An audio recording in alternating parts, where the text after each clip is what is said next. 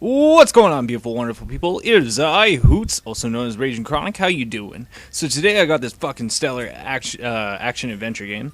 I've never played the previous series, nor have I heard anything about it. I just stumbled across it on Steam. Originally released in Japan for PS3 in March 3rd, 2011. The PC version, which the one I'll be recording, I got the GOG version that came out July 23rd, 2015.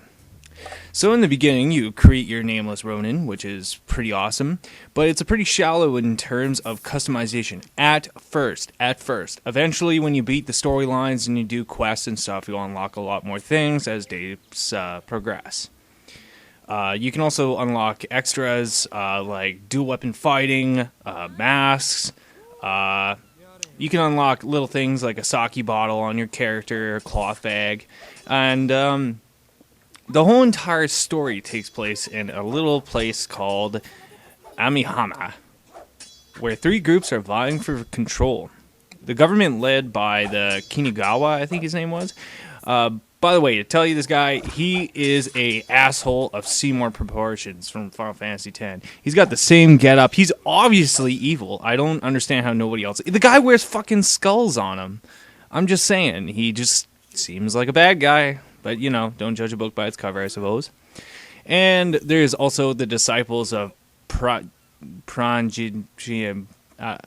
Basically, they're anti-foreigners, anti-government. And they're led by two anime characters, Kagi and Ko something or other. I forget exactly. And then there's the British Empire, comprised of a little girl, Lolly, by the name of Laura, who is the ambassador of the British Empire. There's also a romance plot, which is pretty bad. Can say she looks like a 14-year-old girl. I'm just saying, she's obviously underage. But whatever, different culture and stuff. I mean, she might not be that. She just might be. I don't know. There's also this badass knight named Matilda, who is suffering from back problems, I imagine.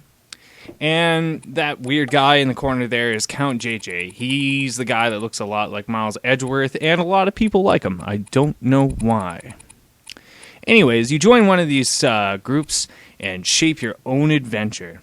The campaign centers around a whole entire week straight, and you pretty much just play the way you want to. The days and nights don't really transgress unless you do something story-oriented, or you're captured by police, which is... I'll get to that.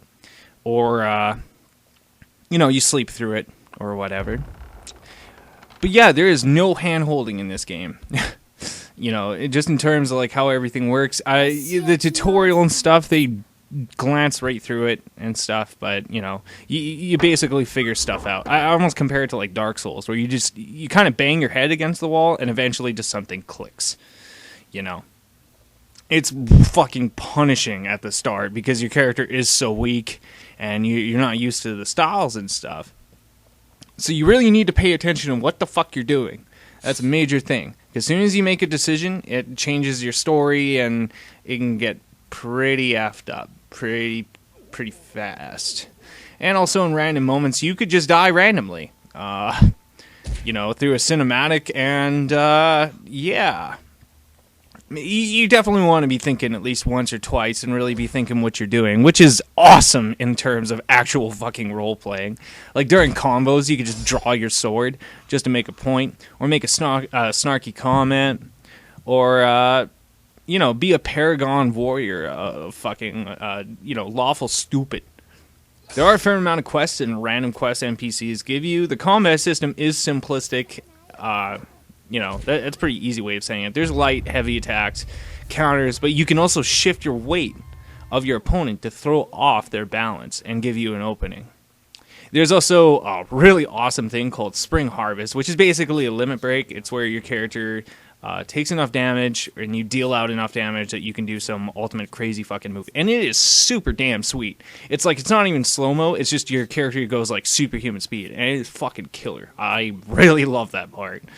There is nothing that makes it feel more like a classic anime where you slice up like 30 guys and then sheath your sword and then they fall into teeny tiny bits. That's pretty rad. But what I love about it, though, is that there are you're only restricted to 2 different weapons, all right? A sword and a spear. But there's several different styles that you can do, like lots, shit tons, 2 shit tons of different styles, just from doing different combos and different perks.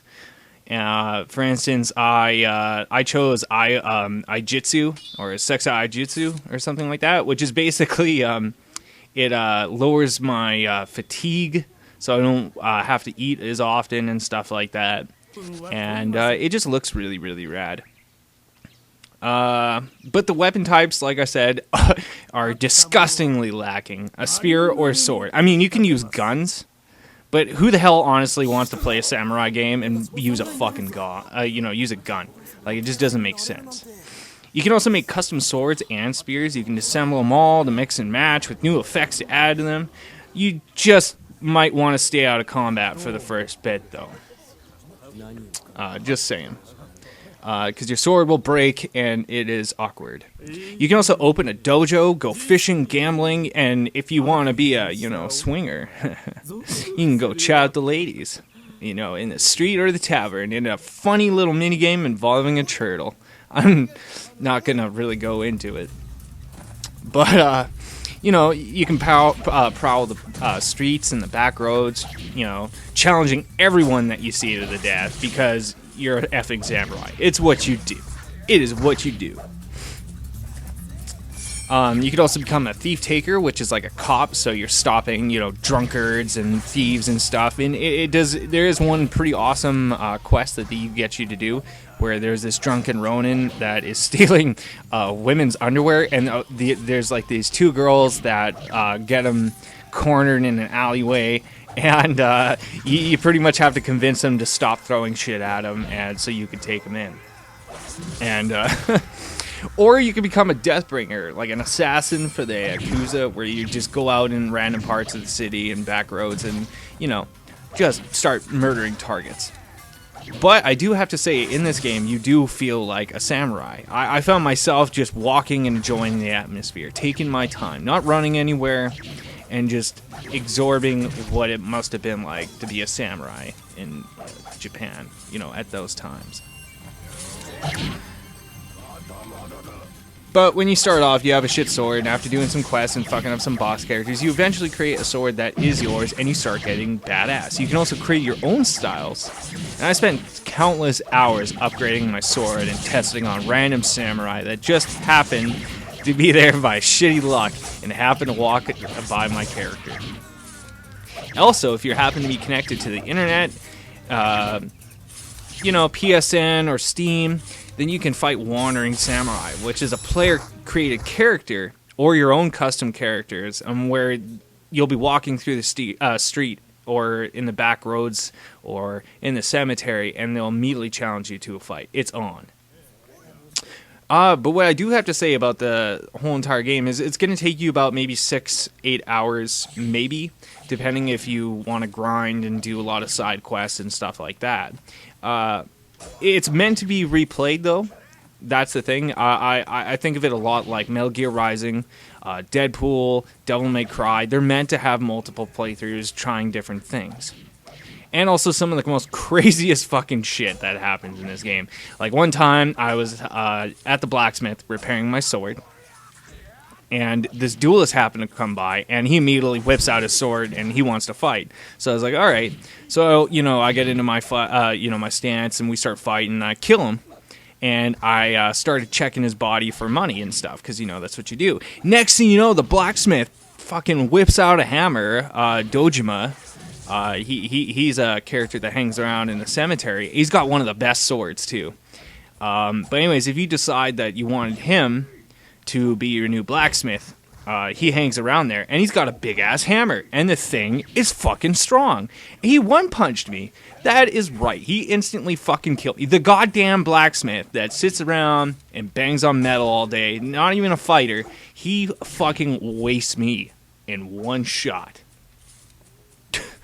Oh, man. Or sometimes, if you're in the main plaza, there's a lot more NPCs that spawn. So one of the things that happened to me was I got stuck in an area or the main plaza there for about a half an hour, maybe an hour, 45 minutes or so, in a fight with all the Yakuza, demon scales, and whatever else was getting thrown at me. It was pretty ridiculous. You know, I compare it to like Assassin's Creed when it comes to that kind of a situation where enemies just don't stop fucking spawning and they all want to join in, kick your ass at one fucking guy at a time. But anyways, there's not really a whole lot that I gotta bitch and complain about in the sense of the map is pretty lacking. It's really small. There's only about like maybe 7, 8 areas, maybe 10 if you're including the fucking boat. But honestly, you only go onto the boat for one quest, mind you. I'm pretty sure. I just wish there was a little bit more of combos in the sense, you know, more for instance, I was using my Xbox controller. And, you know, there's not really a whole lot of options aside from, like, XX, YY, XY, and that's about it. Kind of ridiculous. You think there would be a little bit more of a combo system. But anyways, there's also a lot of backtracking for days. There's no buyback menu, so you have to be extremely careful when you are selling your crab that you don't accidentally sell your weapon. It's happened to me a couple times. Just because, you know, if I do go and kill, you know, 100 Yakuza, I'm gonna have like, you know, I'm not saying that's how many you carry, but I'm just saying, you know, you start flipping through 100 swords that you're selling or melting down, you're not even gonna, you know, pay attention. You know, it just starts becoming monotonous. I just wish there was also more combinations or more custom options for hairs and faces. I know you unlock them later, but I meant more of like just custom faces just for your custom character as opposed to just NPCs that wander around. Like you can have NPC faces.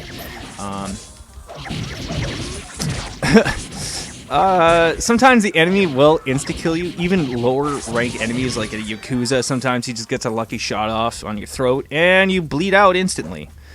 There is no instant regen or regen after a certain amount of time. No, you're just fucking dead, so get used to it. Also, don't let the cops catch you searching bodies and crap. Don't let them kick you and arrest you, because because I swear, if they go near you, heaven fucking forbid, because if you get caught in the early stages of the game, your ass is going to get tortured in 3 colorful, awkward ways, because a variety for horribly agonizing death is the spice of 50 Shades of Fucked Up. If you sneeze, your sword breaks. I'm just throwing that out there as a random thing. But overall, I do recommend this game because it's fun with a whole lot of things that are going for it. Especially with games today and from the time it was released to about now, everything is really gritty and dark and just brutal. And this game goes, fuck you, I'm going to be an anime samurai. I give this 7.5 Ninja Scrolls out of 10. It's not perfect, but like I said, it's got a lot going for it. In fact, I'm still playing it.